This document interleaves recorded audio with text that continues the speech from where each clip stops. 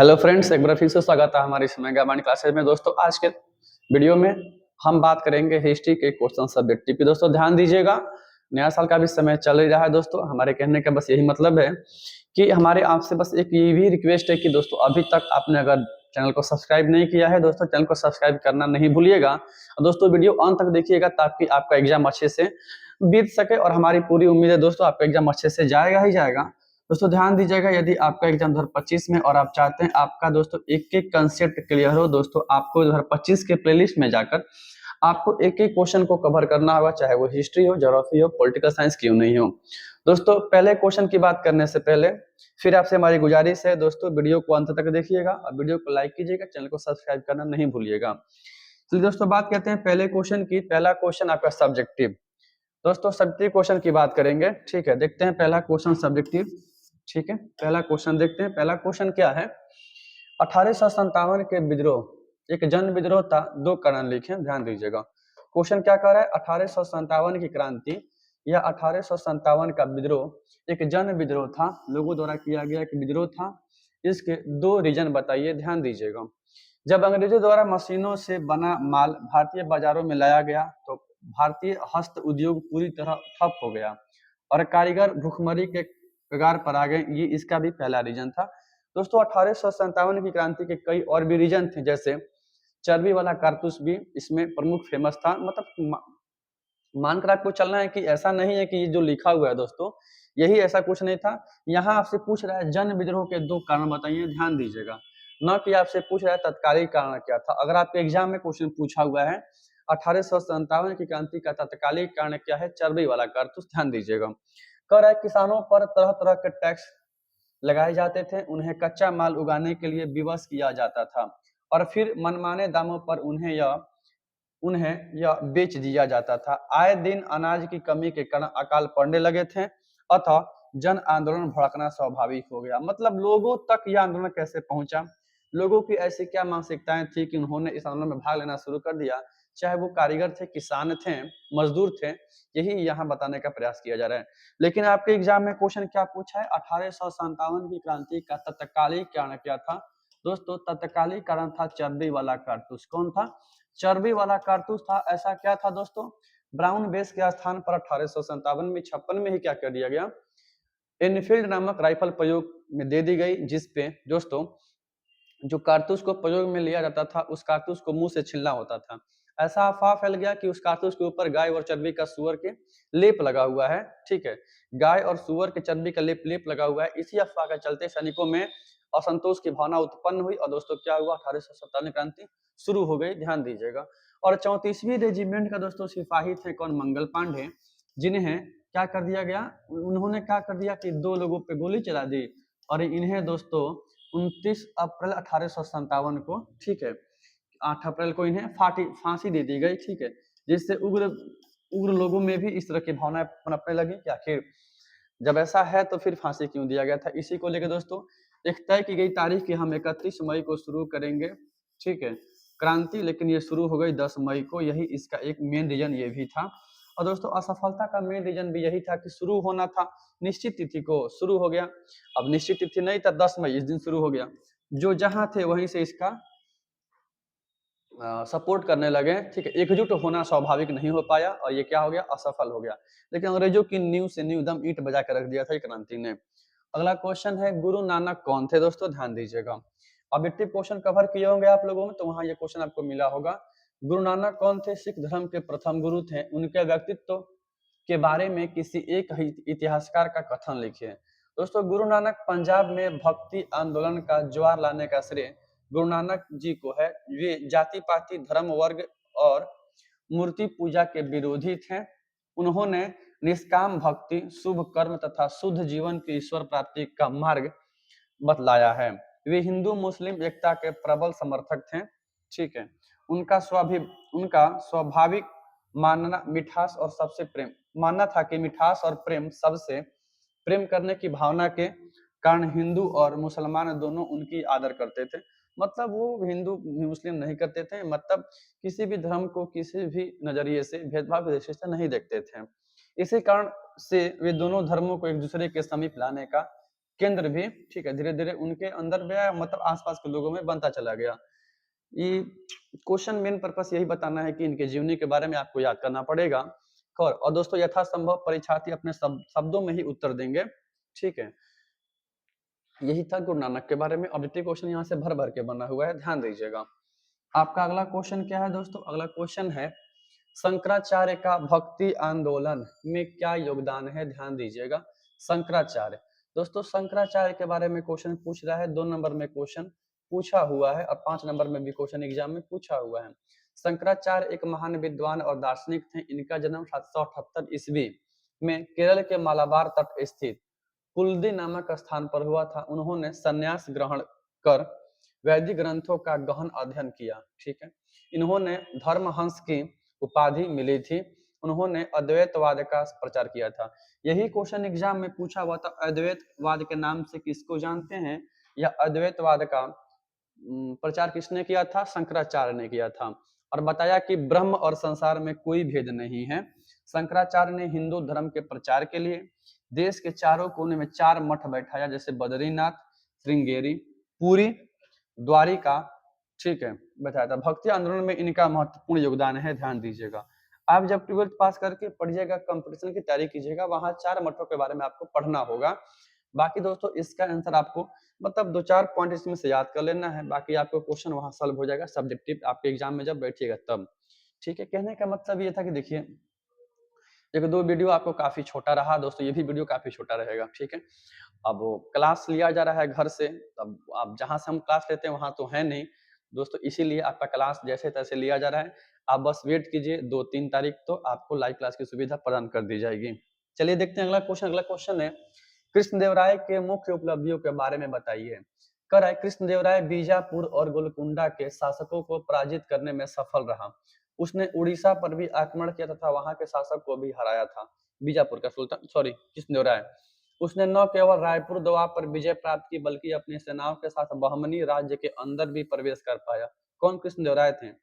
इनकी पुस्तक दोस्तों एग्जाम में पूछा हुआ है, हिस्ट्री में आमुक्त माल्याद नामक पुस्तक किसने लिखा? कृष्णदेवराय ने लिखा। किस भाषा में लिखा? तेलुगु भाषा में लिखा। दोस्तों इन्हीं के दरबार में 8 विद्वानों की एक टोली रहती थी, जिसने अष्टदिग्गज की संज्ञा दिया गया है। ये भी क्वेश्चन एग्जाम में पूछा हुआ है। अष्टदिग्गज किसके संबंध है दोस्तों? अष्टदिग्गज का संबंध कृष्णदेवराय के दरबार से है।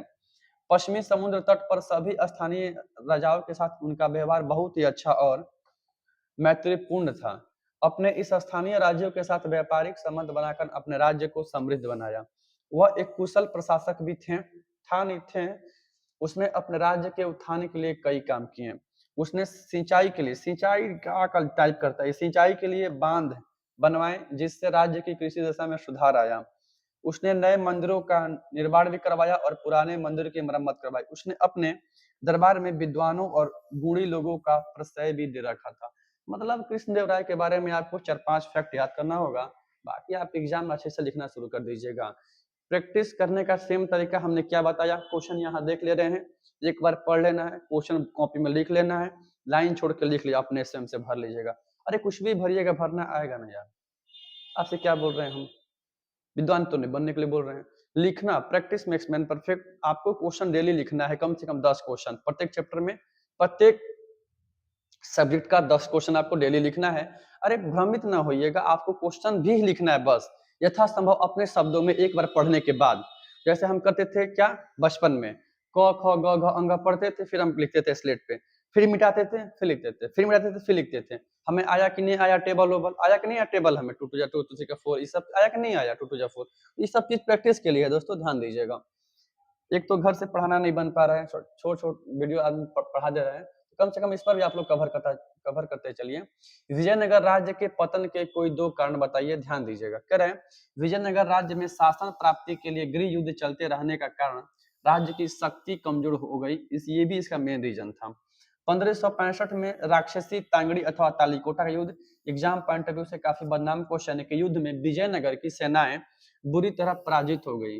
विजयी सेनाओं ने विजयनगर में खूब लूटपाट की, अतः कुछ ही वर्ष के भीतर यह शहर पूरी तरह क्या हो गया, उजड़ गया। ठीक है, कहने का मतलब था पतन कैसे हो गया। एक रीजन एग्जाम में पूछता है 1565 का तालीकोटा का युद्ध, ये एग्जाम का बदनाम क्वेश्चन है, इसको राक्षसी टांगड़ी या तालीकोटा के युद्ध के नाम से भी हम लोग जानते हैं। आपका अगला क्वेश्चन क्या है, सिविल लाइंस का विकास किस प्रकार हुआ था। सिविल लाइंस का विकास दोस्तों 1857 के विद्रोह के पश्चात अंग्रेजों ने अपनी सुरक्षा पर विशेष ध्यान देना शुरू कर दिया था।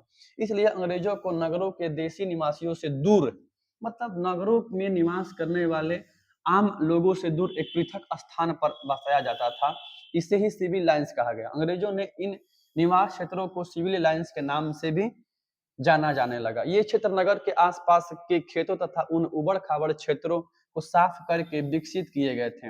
ये इलाके पक्की सड़कों द्वारा मुख्य नगर से जुड़े होते थे। सिविल लाइंस क्षेत्र काफी व्यवस्थित होते थे। इनमें बड़े बड़े बंगले, बगीचे, सैनिकों के लिए बैरक, परेड मैदान तथा गिरजाघर आदि स्थित होते थे। इस प्रकार के दोस्तों क्षेत्र सिविल लाइंस यूरोपियनों के पर्याप्त सुरक्षित निवास स्थान था। भारत के प्राय महत्वपूर्ण नगरों का सिविल लाइंस क्षेत्र अन्य स्थानों के मुकाबले में अधिक अच्छे हो गए। कहने का मतलब ये था कि अंग्रेज आम जनों से सुरक्षा के हेतु आम जनों से हटके जो नगरों का विकास किया, चाहे वो मुंबई कोलकाता में क्यों नहीं हुआ दोस्तों, उसी को सिविल लाइंस के नाम से जाना जाता है। 1857 की क्रांति के पश्चात ये समझ गए थे कि अब भारत के लोग के अंदर राष्ट्रवाद की भावना जो कमी थी वो अब आ चुकी है। अब ये देश के लिए कुछ भी कर सकते हैं, इनसे हमें दोस्तों बचना चाहिए। तो इन्होंने क्या किया, शहर से थोड़ा दूर, नगर से, गांव से थोड़ा दूर हटके इन्होंने एक नगर बसाया जिसकी किलेबंदी होती थी, ये किले के अंदर होते थे, मतलब सारी सुविधाएं उनको वहीं पर्याप्त मात्रा में मिल जाती थी। इसे बोला गया सिविल लाइंस, ध्यान दीजिएगा। अगला क्वेश्चन है, भारत में यूरोपीय उपनिवेशों की स्थापना। ये तो बदनाम क्वेश्चन है एग्जाम का, ये बदनाम क्वेश्चन है दोस्तों एग्जाम का, हिस्ट्री का। आखिर ऐसा क्या रीजन था कि उपनिवेशों की स्थापना हमारे यहाँ हो गई, हम मंदबुद्धि बालक तो थे नहीं। कर भारत में ईस्ट इंडिया कंपनी के प्रशासन और गतिविधियों से संबंधित यह 5वीं रिपोर्ट थी, जिसे 1813 में ब्रिटिश संसद में पेश किया गया। इसे एक प्रवर समिति ने तैयार किया था। अरे क्या पूछ रहा है, 5वीं रिपोर्ट का क्वेश्चन से पूरा क्या सेट किया है।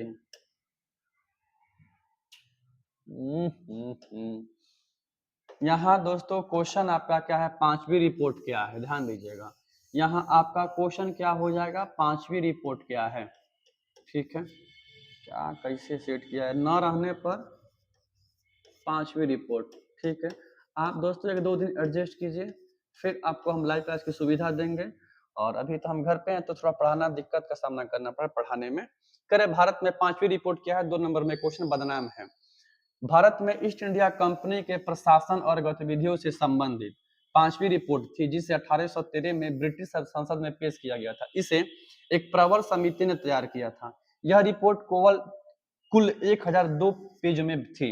इनमें मुख्यतः जमींदारों, किसानों की अर्जियां, कलेक्टर की रिपोर्ट, बंगाल मद्रास के राजस्व और न्यायिक अधिकारियों पर टिप्पणियां की गई थी।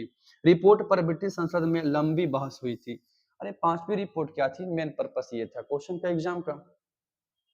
5वीं रिपोर्ट ब्रिटिश संसद में 1813 में पेश किया गया। इसमें दोस्तों क्या था मेन पर्पस, इसमें क्या था कि ये 1002 पृष्ठ में थी, पेज में था। इसमें जमींदार, किसानों की जो अर्जियां होती थी, कलेक्टर की जो रिपोर्ट होती थी, बंगाल मद्रास में टैक्स और न्यायिक अधिकारियों पर जो टिप्पणी होती थी, उसको लेकर तैयार किया गया था एक रिपोर्ट, जिसे क्या कहा गया, 5वीं रिपोर्ट के नाम से जाना जाता है।